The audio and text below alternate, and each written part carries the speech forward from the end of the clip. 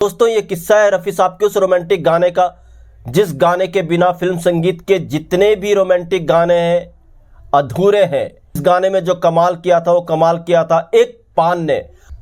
इस गाने के जरिए रफ़ी साहब ने अपने म्यूजिकल जर्नी की एक बहुत बड़ी अचीवमेंट हासिल की थी। कौन सा ये गाना था और रफ़ी साहब की कौन सी बड़ी वो अचीवमेंट थी जो इस गाने के जरिए रफ़ी साहब ने हासिल किया, आज इस पर बात करेंगे।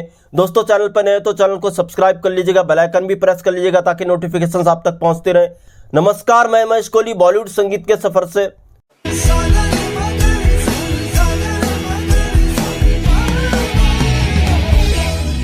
दोस्तों 1960 में एक बहुत बड़ी फिल्म आई थी, उसके टाइटल गाने का ये किस्सा है, टाइटल सॉन्ग का ये किस्सा है। इसके म्यूजिक डायरेक्टर थे रवि, गीतकार थे शकील बदायूनी।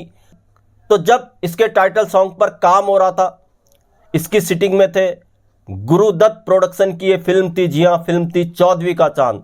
तो जब इसके टाइटल सॉन्ग पर काम हो रहा था, इसके टाइटल सॉन्ग की सिटिंग हो रही थी, उसमें मौजूद थे music director Ravi, lyricist Shakeel Badayuni साहब और गुरुदत्त साहब।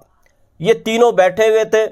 तो म्यूजिक डायरेक्टर रवि ने शकील बदायूनी साहब को बोला कि चौदहवीं के चांद का टाइटल बनाना है, आप इसका मुखड़ा तैयार करो।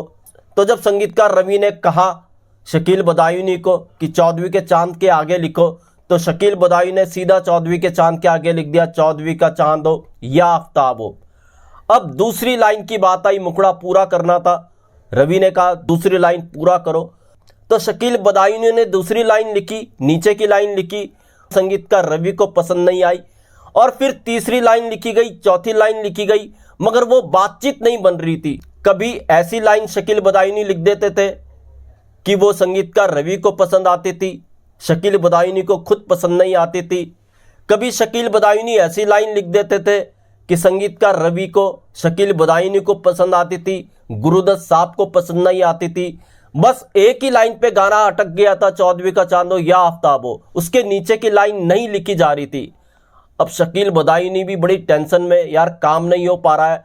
तो इतने इरिटेट हो चुके थे तीनों। गुरुदत्त साहब ने बोला सिटिंग को यहीं ख़त्म करते हैं, फिर और कोई दिन रखते हैं सिटिंग। मगर म्यूजिक डायरेक्टर रवि ने कहा नहीं, सिटिंग आज ही होगी, आज ही मुझे ये गाना कंप्लीट करना है। तो गुरुदत्त साहब काफ़ी पक चुके थे। गुरुदत्त साहब ने कहा ठीक है, आप इस गाने को पूरा करो, मैं चला जाता हूं। अब और गुरुदत्त साहब उस सिटिंग से उठकर चले गए। अब बचे म्यूजिक डायरेक्टर रवि और शकील बदायूनी। तो उसके बाद भी दूसरी लाइन पूरी नहीं हो पा रही थी। तो म्यूजिक डायरेक्टर रवि को एक बात याद आई। उन्होंने शकील बदायूनी साहब की तरफ देखा। अब यहां पर देखे, शकील बदायूनी साहब की आदत थी पान खाने की। शकील बदायूनी साहब के दिमाग में जो थॉट आते थे वो उनके पसंदीदा पान खा करके आते थे। और उस दिन शकील बदायूनी अपनी पान की डब्बी घर में भूलकर आ गए थे। और ये बात काफी देर तक म्यूजिक डायरेक्टर रवि ने नोटिस नहीं की। जब रवि साहब ने देखा शकील बदायूनी की तरफ कि उनकी पान की डब्बी उनके पास नहीं है, पान उनके मुंह में नहीं है, तो शकील बदायूनी साहब को पूछा आपकी पान की डब्बी कहाँ है? शकील बदायूनी ने बताया वो घर में भूल गए हैं। अब यहाँ पर समझ गए रवि कि शकील बदायूनी साहब के जो थॉट है वो थॉट है इसलिए नहीं आ रहे हैं क्योंकि पान की डब्बी उनके घर में है, पान उनके मुंह में नहीं है। तो उसके बाद संगीतकार रवि ने पास की दुकान से शकील बदायूनी साहब का पसंदीदा पान मंगाया। और शकील बदायूनी साहब ने जैसी पान अपने मुंह में रखा और पान उनके गले तक ही गया होगा, शकील बदायूनी सीधा खड़े हुए और म्यूजिक डायरेक्टर रवि को कहा दूसरी लाइन मिल गई। और दूसरी लाइन उन्होंने जो कंप्लीट की, चौदहवीं का चांद हो या आफ्ताब हो, और दूसरी लाइन थी जो भी हो तुम खुदा की कसम लाजवाब हो। और ये लाइन म्यूजिक डायरेक्टर रवि को तुरंत पसंद आ गई, इतना असर था इस लाइन का। और ये लाइन उनके दिमाग में आई पान खा करके। और ये कहते हैं शकील बदायूनी साहब के बारे में, पान खा करके उनके दिमाग में थॉट आते थे और पान खा के ही चौदहवीं का चांद हो टाइटल सॉन्ग का मुखड़ा तैयार हुआ। और ये गाना फिर दोनों ने 4 घंटे में कंप्लीट कर दिया। उसके बाद रफ़ी साहब ने जब इसको रिकॉर्ड किया, इस गाने ने इतिहास रचा, चौदहवीं का चांद।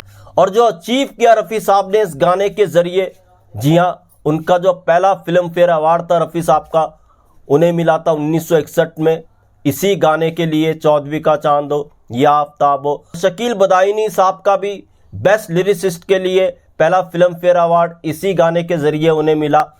तो दोस्तों ऐसे किस्से मैं आपके लिए लेकर के आता रहूँगा।